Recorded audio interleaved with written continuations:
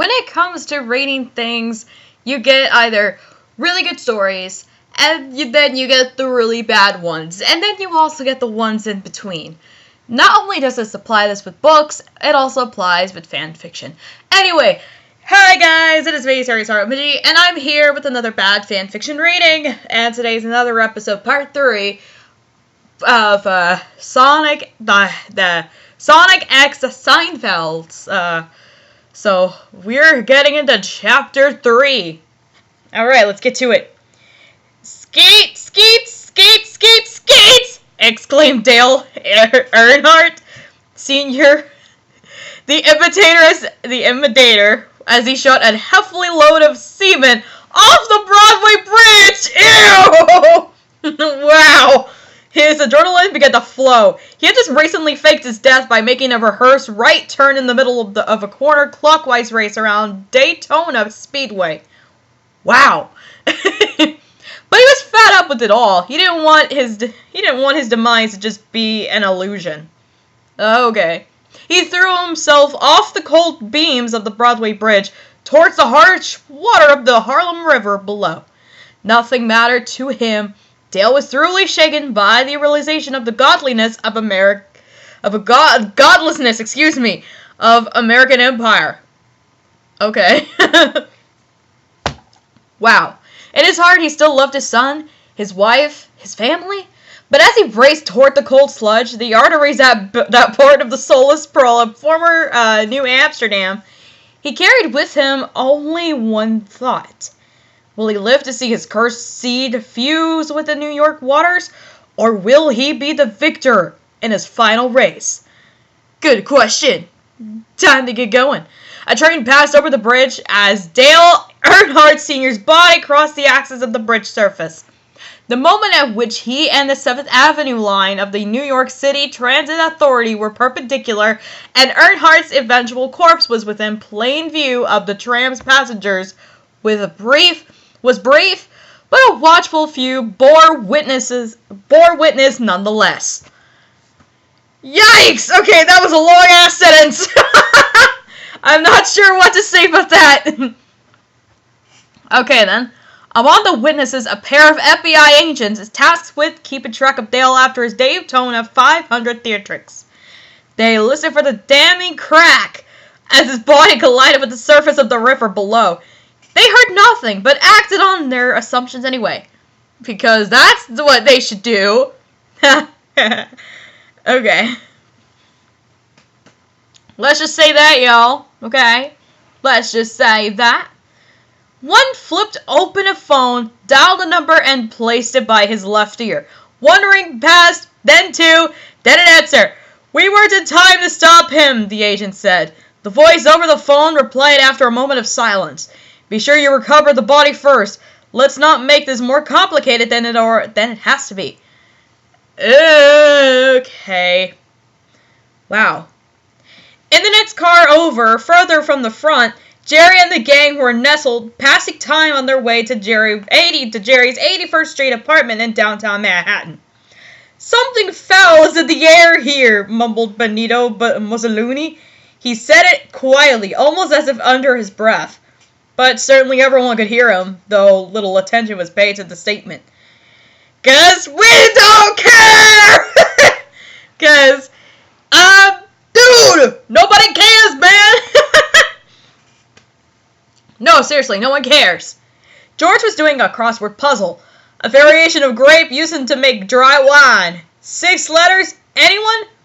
Kramer, in a single erratic movement, moved the cigarillo from his mouth and rasped quickly as smoke shot into the space ahead of his mouth. Yikes! Okay, hope you don't puke, man. "Raisin!" George looked at Kramer as if he were insane. "What are you, insane?" His eyes were narrowed, as if he were suspicious of the tall man in front of him, his mouth slightly agape, as happens on occasion when one enters in a deep state of deep focus or contemplation. Wow. Okay.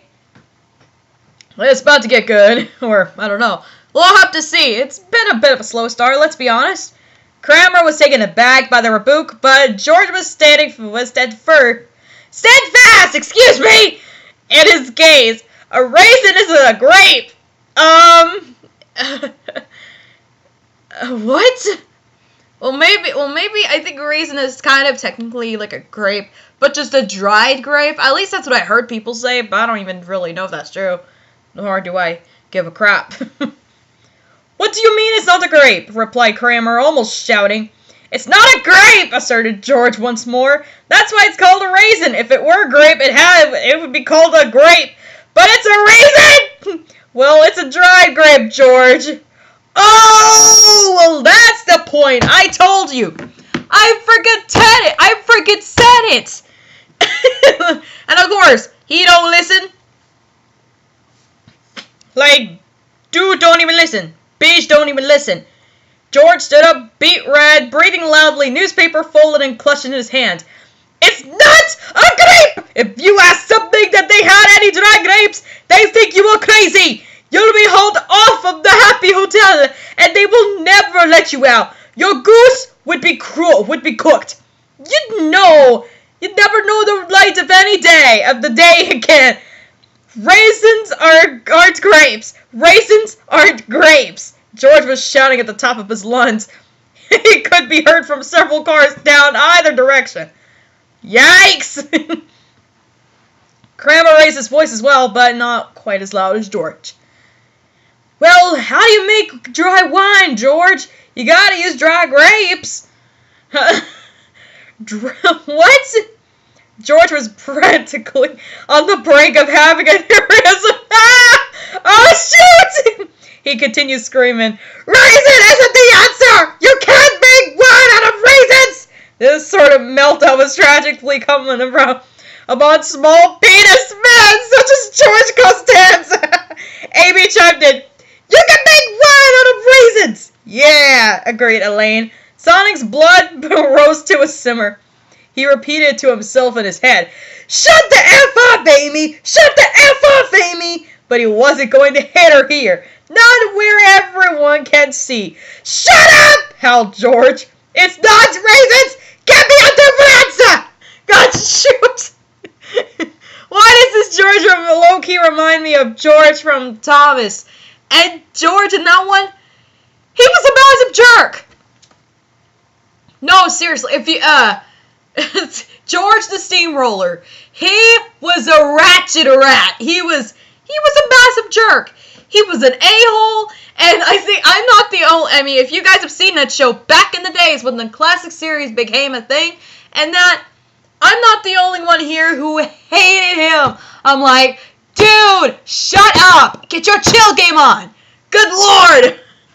No wonder why he caused accidents and chiz. Good God. The others wanted to continue the conversation, but decided to drop it to avert the puerile anti-intellectualism attitudes radiated by George and his micropenis. Wow. The more intelligent people in the group, Tails, Knuckles, Sonic, Benito, Mussolini, Bill Murray, and Rabs Jerry knew the true answer. It was Merlot, but for their various reasons they didn't provide George the assistance he begged for. Sonic and Bill Murray were both above it all. Wow, wondering when this snooze cruise of a train ride would end. Come on!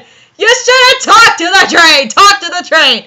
If it's Thomas or Percy or, God forbid, Donald and Douglas or something, say hi! Or go say hi to Duck and then make sure, but don't piss off Duck, because boy, this dude, because Duck is the one that got the clapbacks. He got the wild ass elf clapbacks. He got the clapbacks, yo. No, seriously, you can't trust someone like that. Low-key, you probably can't. I don't know what I'm talking about anymore. Sorry. To them, providing an answer wasn't worth the effort.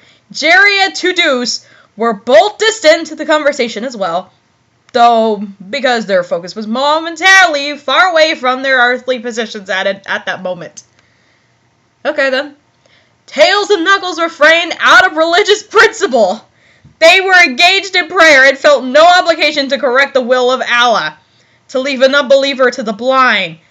In the blind, the dark void of dark void of ignorance. I can't talk today.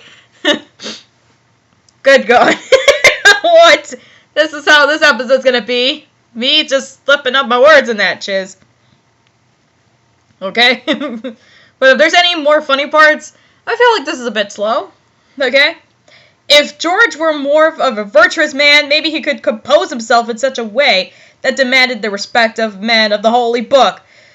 Maybe then he would be given the answers he was looking for by those who were wiser than he. By the will of Allah. Okay, we get the reference, man. In the meantime, their train reached a stop at 79th Street, only a few blocks from their destination, and the gang exited, though without Bill Murray. Wah! Wah! Wah! Wah! Wah! Wah! Wah! Wah! Wah! Wah! Seriously! Come on! Come on, man! Why? Why would you go without him? What did he ever do to you? He didn't do jizz to y'all. And y'all just leave it behind? Bruh, ain't okay, yo! Ain't okay. As they traveled along the tall skyscrapers of Manhattan, through the crowded streets and sidewalks, the Mobians among them gained a few odd looks. One might expect hedgehogs, echidnas, and foxes such as these to be an oddity in this metropolis. But America's eastern seaboard is crawling with freaks of all shapes and sizes, and the greater rabble were numb to odd figures. As they walked, the Mobian started to feel a friction in the air. You know, Jerry? Started Kramer, feeling eyes on the back of his neck. Okay. I think these animals have a thing for me. Oh, jeez! What is this? I think he's I don't know. I think we got love interest here. Oh God. Love interest here. He laughed and elbowed Jerry. I have the Kavorka, you know. The eye, yeah, interrupted Jerry. The lure of the animal, he said almost mockingly. Okay. They arrived at Jerry's apartment. Make yourselves at home, said Jerry. You know, I never properly thanked you for saving us from the cops back there. If it weren't for you, I could be getting railed in the butt by a Gumby impersonator right now. No! No, that'd be creepy, yo. I don't think I'd want it. No, hell no, boo. Hell no, boo. Hey, no problem, dude. Sonic gave a thumbs up. Always a pleasure to shred some police officers. Just then, Jerry's phone rang. Uh-oh. Let's hope it's not a plant phone. Because we all know how that ended up. Ha. I know, right? Okay, I need to stop with that statement.